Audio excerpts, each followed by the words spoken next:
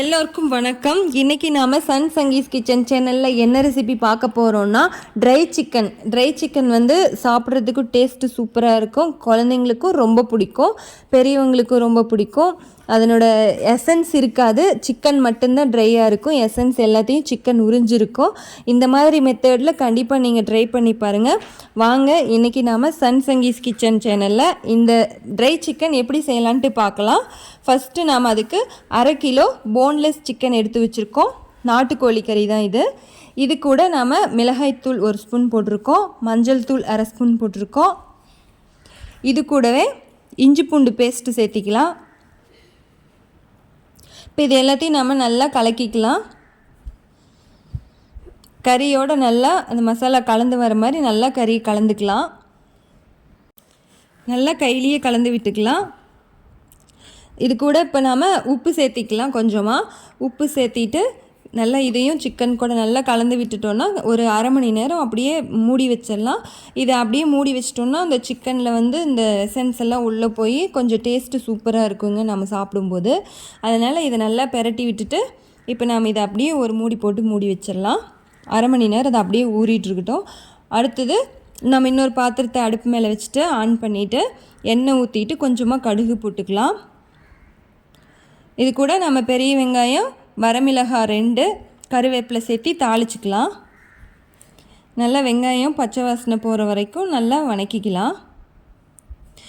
Chicken வந்து நாம் மசாலா போட்டு நல்லா பெரட்டி வச்சுருந்தோம்ல, அது 1/2 மணி நேரம் ஊறிடுச்சு நல்லா. இப்போ அந்த சிக்கனையும் நாம் எடுத்து அந்த தாளித்தது வெங்காயத்தை கூடயே கொட்டிக்கலாம்.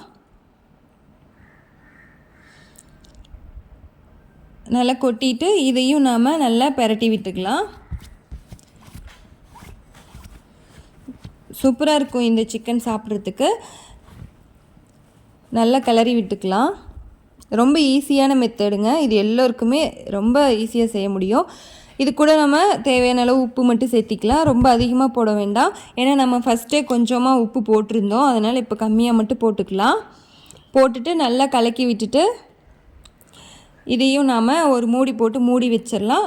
ட்ரையாகவே கொஞ்சம் நேரம் அப்படியே வேகட்டும்.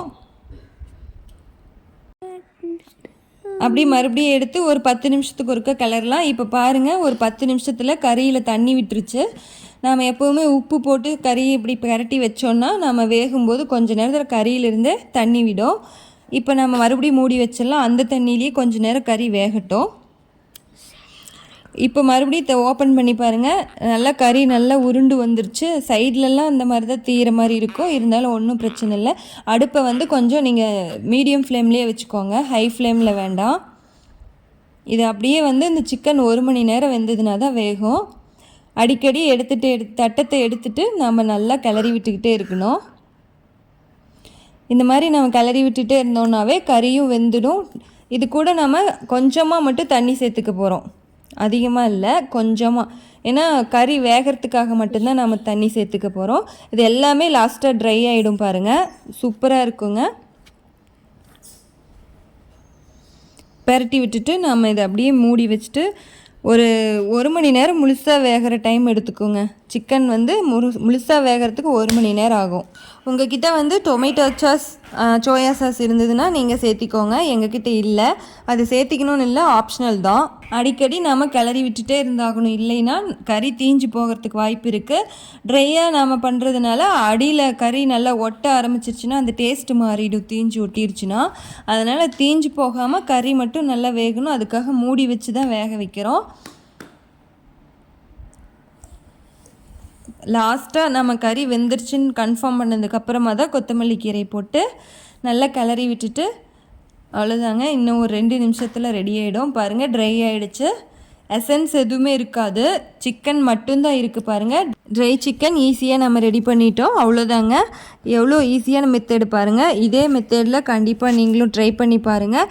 இந்த ட்ரை சிக்கன் உங்களுக்கு பிடிச்சிருந்ததுன்னா வீடியோவுக்கு லைக் கொடுங்க, ஷேர் பண்ணுங்கள். இந்த டேஸ்ட் எப்படி இருந்தது அப்படின்ட்டு எங்களுக்கு கண்டிப்பாக கமெண்ட் பண்ணுங்கள். கண்டிப்பாக சப்ஸ்கிரைப் பண்ணுங்கள். சைடில் இருக்கிற பெல் பட்டனை கிளிக் பண்ணிவிட்டு எங்களுக்கு சப்போர்ட் பண்ணுங்கள். தேங்க்யூ.